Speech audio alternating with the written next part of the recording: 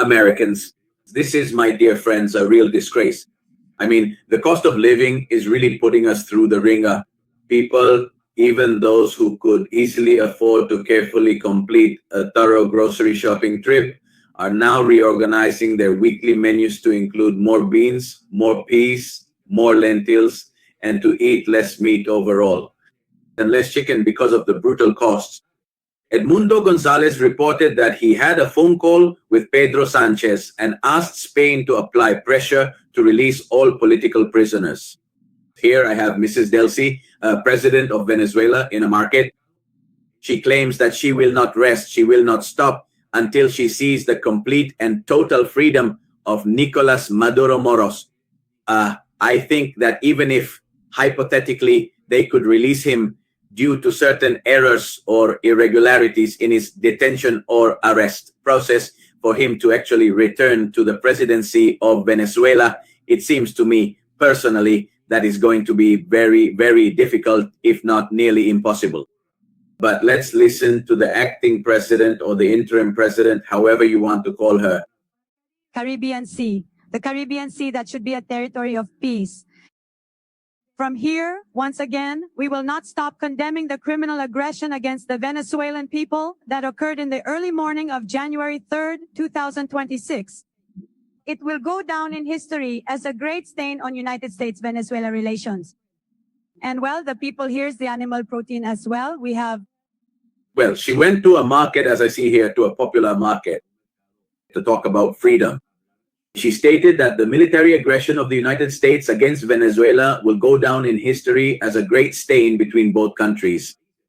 But as our dear Luis Suarez was saying, well, if you're so angry, why didn't you completely break off relations with the United States?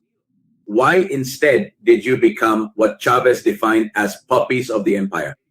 Let's listen. Thank you.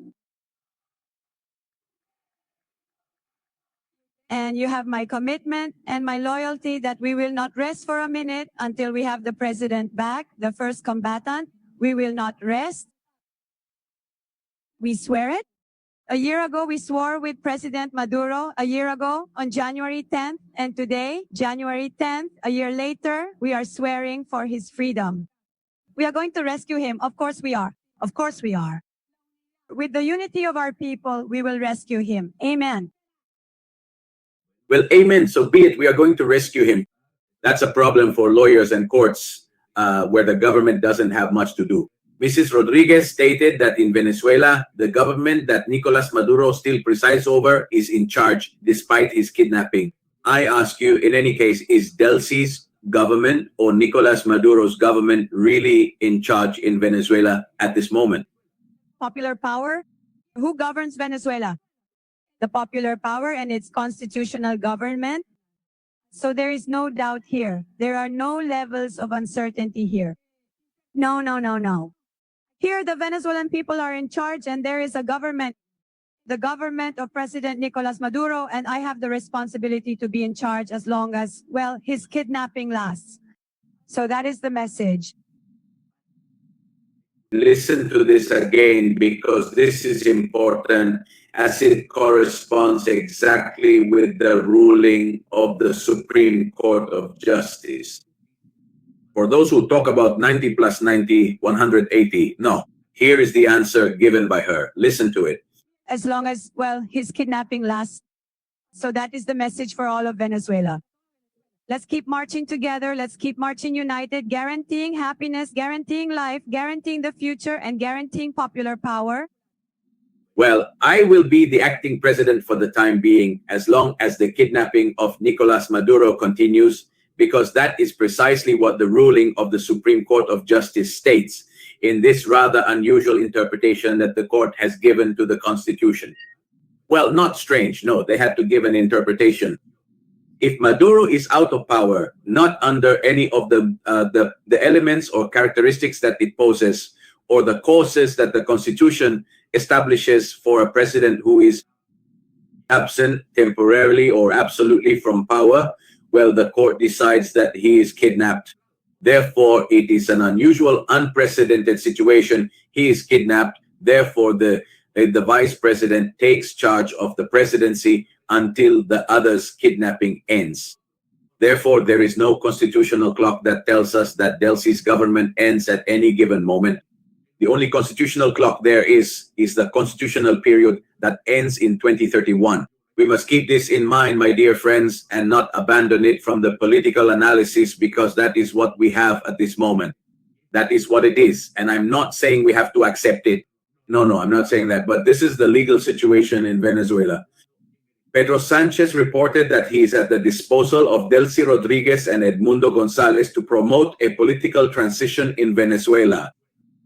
Speaking of Greenland, the Prime Minister of Denmark ordered the army to open fire if soldiers from the United States invade Greenland. That country will not permit former President Trump to get away with it, pretending to intervene in the island of Greenland. The analyst Jesus Seguías affirmed that Trump made the correct decision by putting Chavismo at the forefront of the transition in Venezuela to avoid a state of violence that would scare away the oil companies. By the way, he said that on this program last week, Jesus Seguías.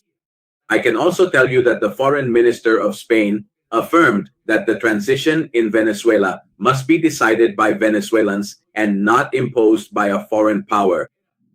But that's not true. That transition, no matter how much Spain complains, at this moment, Venezuela is a protectorate of the United States. The government of Delcy Rodriguez has internal and administrative control, except in the country's oil sector. But at this moment, we are, in a way, a protectorate. Here is a cartoon. Whose cartoon is this? Let's see if we can read the cartoonist's name. Guardo Matus. Maria Corina appears talking about giving Venezuelan oil to the United States, and then below, according to this, Mr. Trump throws Maria Corina into a dumpster and always keeps the Venezuelan oil.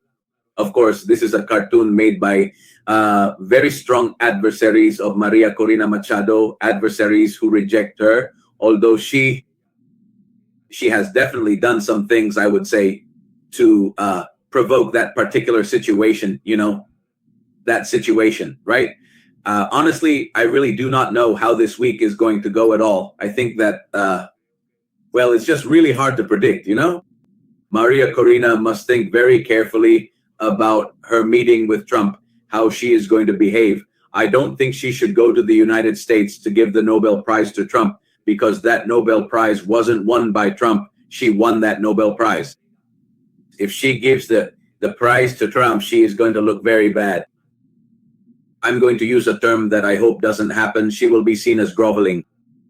And Venezuelans don't like political leaders who grovel before foreign powers.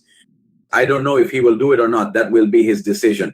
Mr. Trump says that he is getting the Nobel Prize and that he is going to receive the young lady who won the Nobel Prize. He is constantly trying to belittle her. Well, here's the story. Trump announces that Cuba will no longer receive oil or money from Venezuela. Zero. In a statement on his Truth Social account, the President of the United States, Donald Trump, announced a radical change.